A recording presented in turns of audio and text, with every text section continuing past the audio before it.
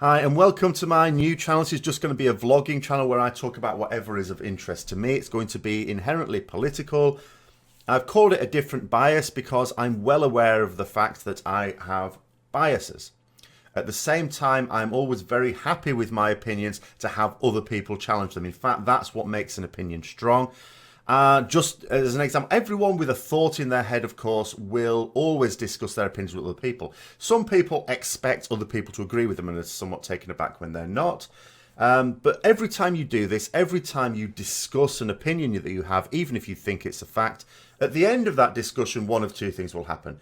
Either it will be reinforced, in which case that opinion is now more strongly rooted into you, whether for good or bad, or something will be said that will give you pause for thought. And it really makes no difference whether the other person agrees with you or not.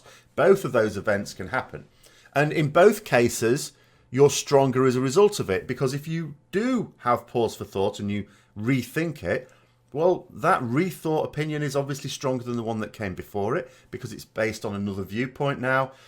Classic example I'll give you from my childhood. Classic example. There was a tax introduced in the UK when I was growing up called the poll tax. It was a local tax. And without going into the details of what it was, for those who may not be aware, I remember being told about this by a teacher at school. We had PSE, Personal and Social Education, where we would discuss things of the day. It was very good in many ways. However, the teacher that was talking about it was never done in an objective way. The teacher would always present opinions as facts. I always remember that very vividly. And they were explaining the poll tax to us and the rationale behind it. And I remember leaving that class thinking, oh yeah, it sounds very fair. But then I had a friend whose parents were very left-wing. And I remember bringing it, we were talking about it, and the mother, who was interested in what we're talking about, presented her point of view, which is completely different. She was very much against it. And she presented her ideas as well. Now, here's the thing.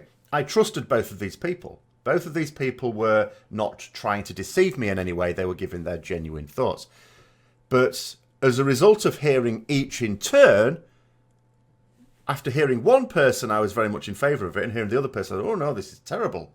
And so I was sort of forced to think to myself, right, I need to think for myself here, weigh up the facts, weigh up the arguments. Actually, it's a good thing to listen to two sides of a story and then come up with my own opinion. And I'll never forget that lesson.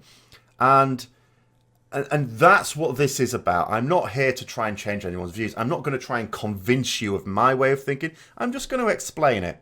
And one of the key things, there are lots of things where when you say, oh, you know, when people ask you about your religious or political affiliations, you'll say a thing, and then people will just instantly think they know things about you because of the association with other people who've said the same thing, and they think you're like them. And it's never the case.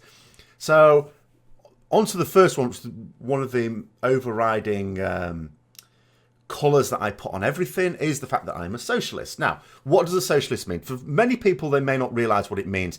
In particular, for a country that doesn't have a strong element of socialism in it, and there's plenty of developed countries that don't, you might just associate it with, say, China or the old Soviet Union, or even modern-day Russia. Well, that's a very different thing. But that is not the case. That is not the case. In fact, when a country actually describes itself as socialist, it's usually a lie. And I don't just mean it doesn't work or it's not right. It's usually a downright lie. It's a bit like having the words Democratic People's Republic in a country name. It's anything but. So just to highlight where I come from, what my actual politics is, the overriding politics, I'm going to use an example of two families. Let's say the Smith and the Jones.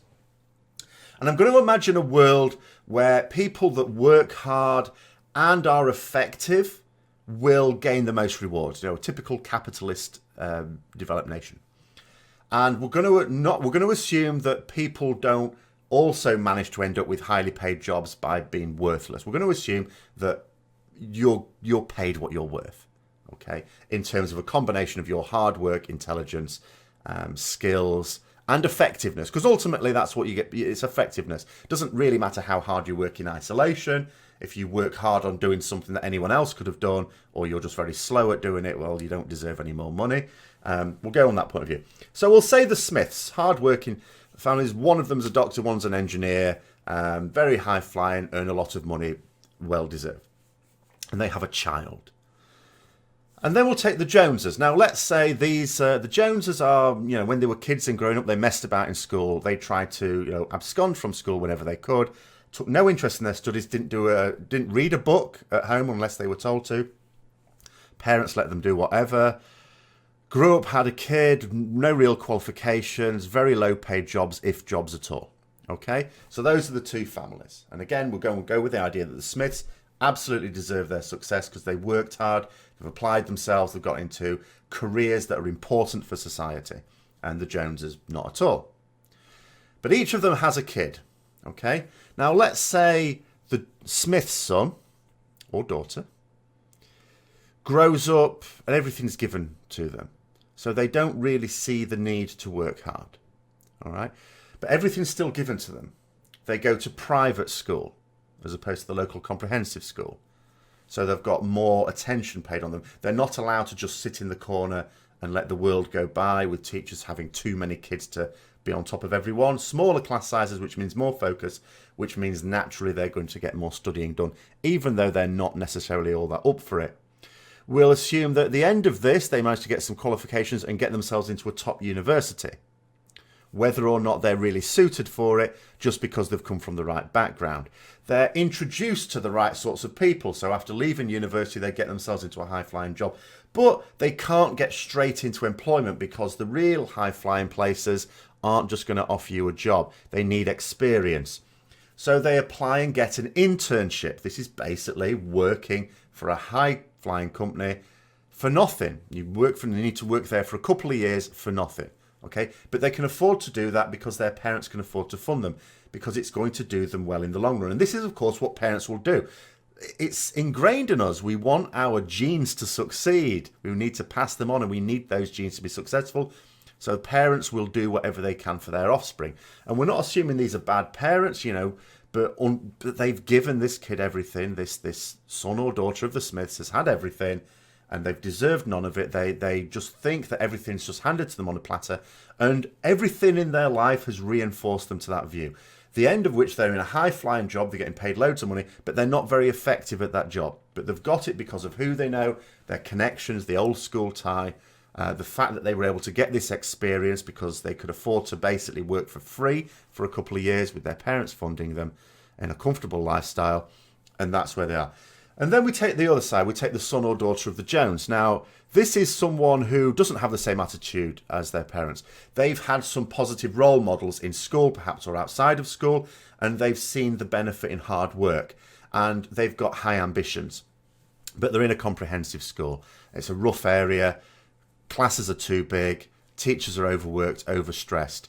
They don't get a good quality education. Even though they're trying, it's just not a good quality. The teachers are not able to or have the time to explain to them what they can do in their own time. So all they know to do is maybe go to the library every now and then, get some books out and read some books. So they're really working hard, they really try. They get to the end of school and they've done really well given their circumstances. But they can't go to university because that's going to cost too much. The debt, tens of thousands of pounds worth of debt, and it's too scary. So they maybe try and go into another line of work, much lower paid work, with decent qualifications given what they got, but it's never going to be enough to fight their way up. And there's always the odd person that you will say, okay, well, look at this person, they came from nothing. But these are exceptional. So this son or daughter of the Joneses is trying everything against it. Maybe they do pluck up the courage to go to university. Maybe they do.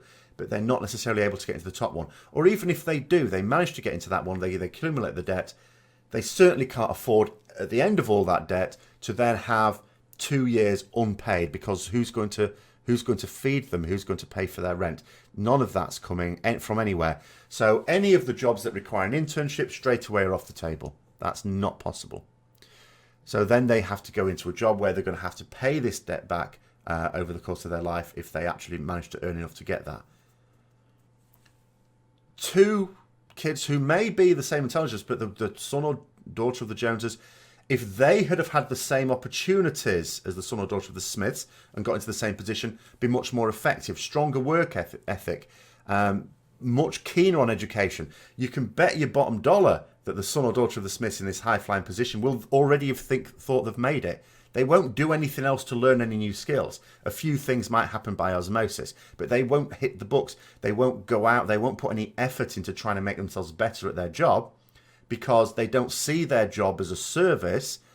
They see it as their right. It's not even a reward. It's their right. It's their birthright. And they see it as no more than that. So they won't put any effort into it because why would you put effort into something that's yours by right? And that's my sort of where my politics comes from, really. It's this idea that if everyone had equal opportunities, then the ones who saw the benefit of hard work and the ones who had the intelligence to be able to pursue these ambitions, when they ultimately got into the positions that they deserved, it would be better for the whole of society. Because I would hope that most people can agree it would have been better for society at large that the son or daughter of the Joneses got into that position where they were able to work harder and be more effective and generate more wealth for the country than the son or daughter of the Smiths who just had everything given to them and did nothing for it.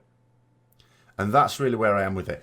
And how do you create these opportunities? You have to create it by allowing for, first of all, good quality education for everyone. And that needs funding.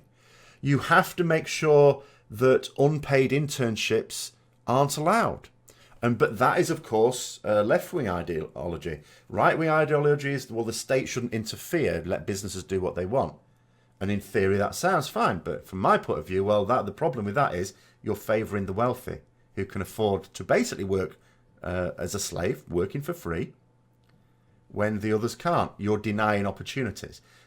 It's beneficial to society. We become wealthier as a society if everyone has the same opportunities. And that basically means that either the state funds the unpaid internships for those who can't have parents that will afford it, or you just ban them altogether.